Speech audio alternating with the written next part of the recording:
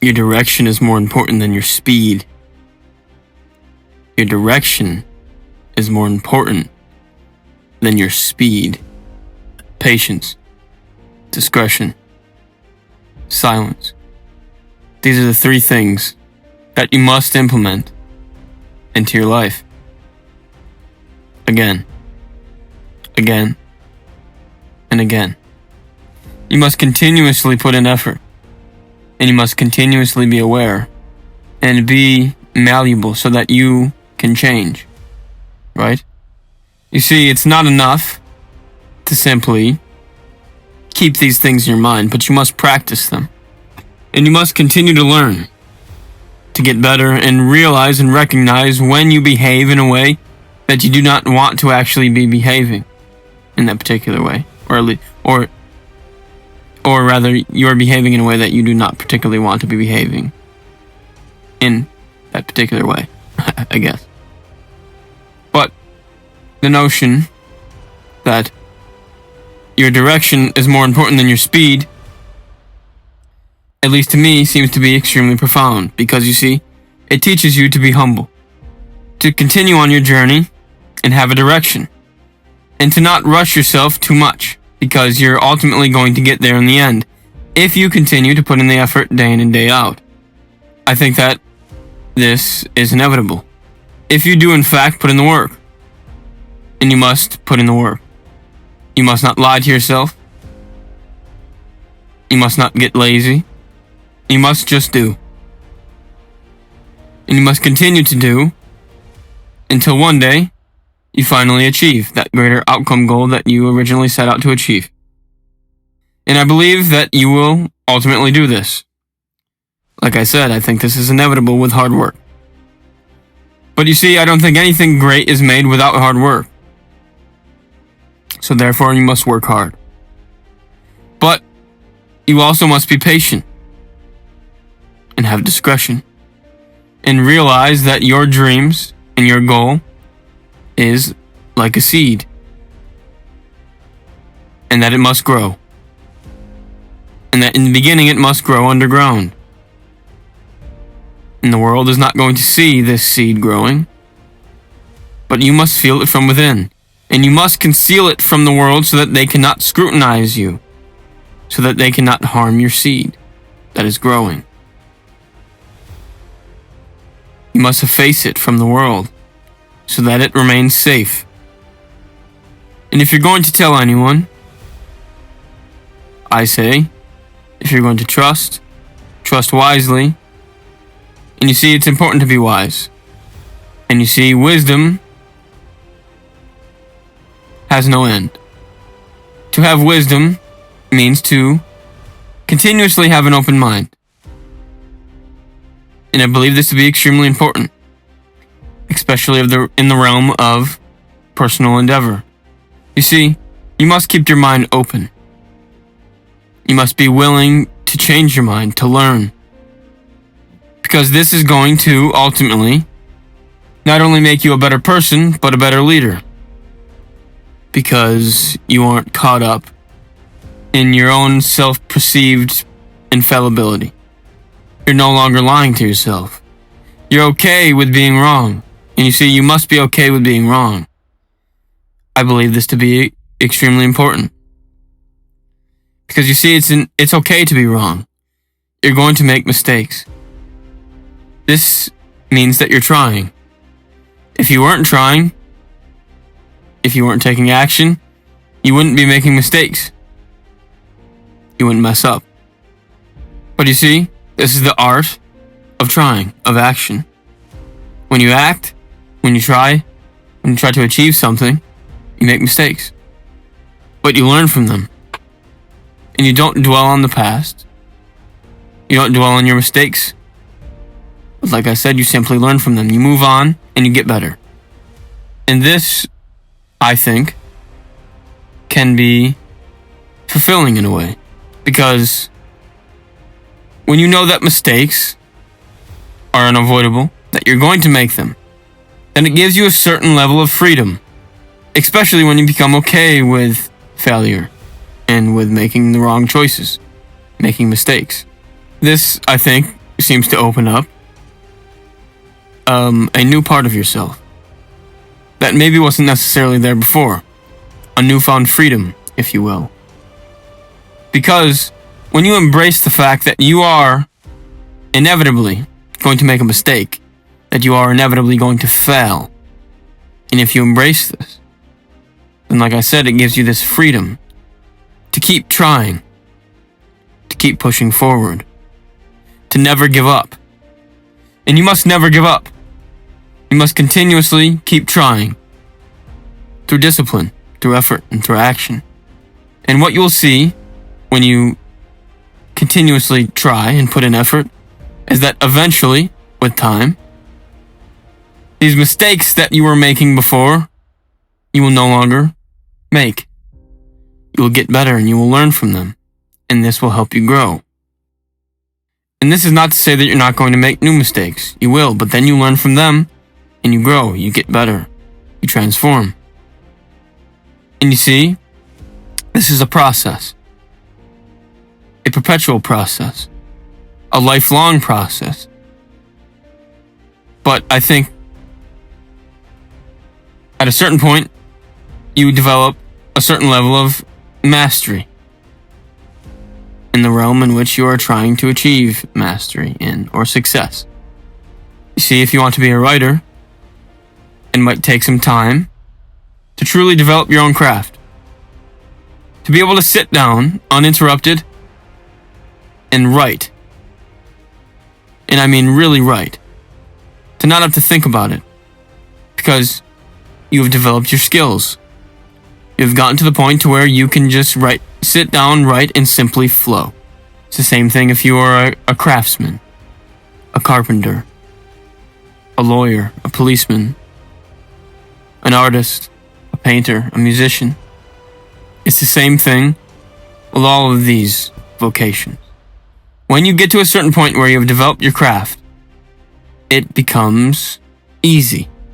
And although someone from the outside looking in might think that you are lucky, that you were given gifts and talents that they do not have, what they do not understand is that you have put in the time, the effort, and the action, and the countless nights, that you have developed your skill, that you've honed your skill to a point of preeminence.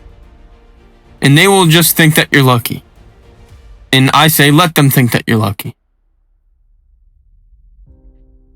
Because you see, there's a quote that says, luck is merely the place where preparation meets opportunity.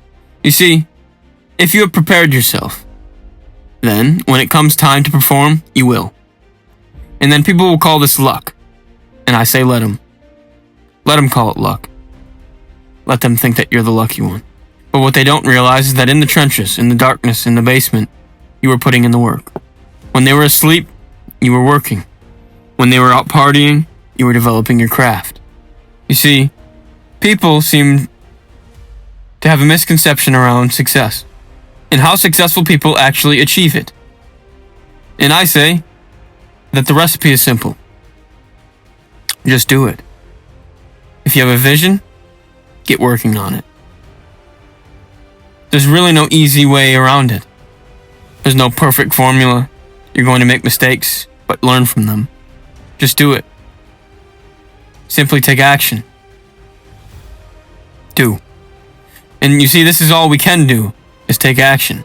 So if we realize this, that everything is changing in a continual state of flux, that we can only take action, well, I think we can take advantage of this. If we know that all we can do is take action, well, then why don't we take the actions necessary to get us to the place where we want to go? To get us to the place where we achieve, where we have achieved the things that we originally set out to achieve, through taking the necessary steps and the necessary actions, developing particular process goals to achieve that long-term outcome goal. Why don't we do this? You see, we can take advantage of the fact that we are alive, and that everything is moving, and that everything is in a state of flux, and it's never constant. This inconstancy seems to be an axiom of reality. Everything is always moving. You cannot simply sit still. Try. Sit in silence. You will move. If you find yourself sitting still, if you feel as if your body is not moving, well, your heart's pumping blood. You're thinking thoughts.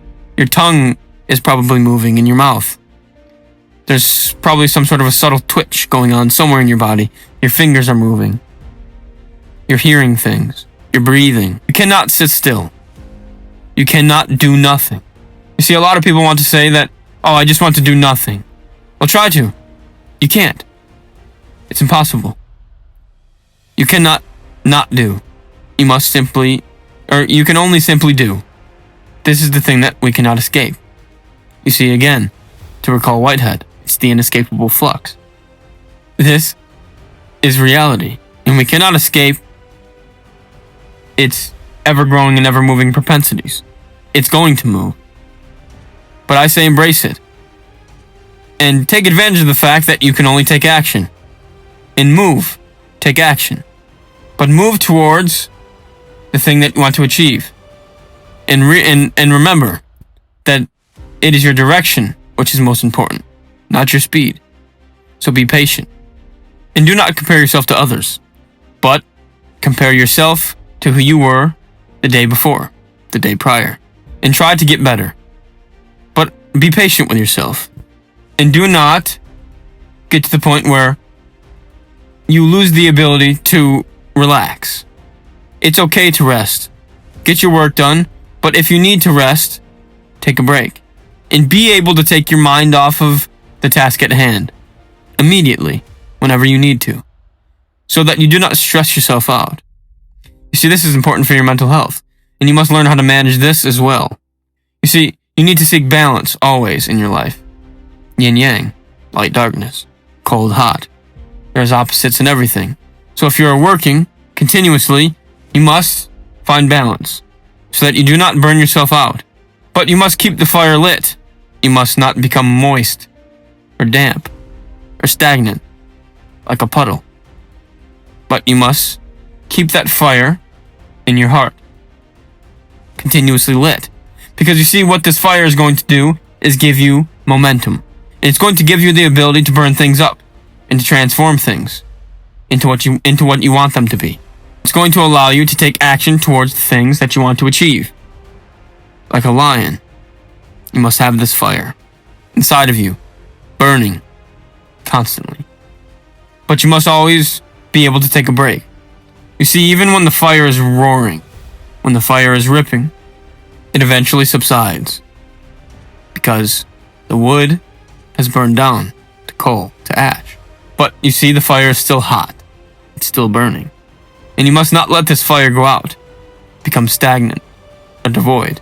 You must continuously put wood onto it. But you must give it a break. You see, when you're sitting by a fire, you don't want it to be continuously burning so hot that you cannot stand near it. But you want to let it burn hot and high at some points. Sometimes you even want to do this to look at it in awe, because it's a marvelous thing. A prodigious fire. You might have experienced throwing your old Christmas tree on a fire and how the pine needles burn hot and high, and the fire is the most beautiful thing. But after that, and actually very quickly, the fire dies down, and then you can come closer to it and be bathed in its warmth. And you must be like this. You must be burning hot at times, but you must always allow yourself to rest. This is important. There needs to be this juxtaposition. You cannot just always be vehement. You must also be serene. You must create your own equanimity. But you must also be like a raging fire. You see, you must be both. You must be hot and cold, or rather somewhere in the middle. Because you see, when you are both, you are balanced. And you are somewhere in the middle, in the river that flows between the yin and the yang, the mercurial waters, as the alchemists would say. You must transform. You must always be both. And recognize the fact that In life, there are always opposites.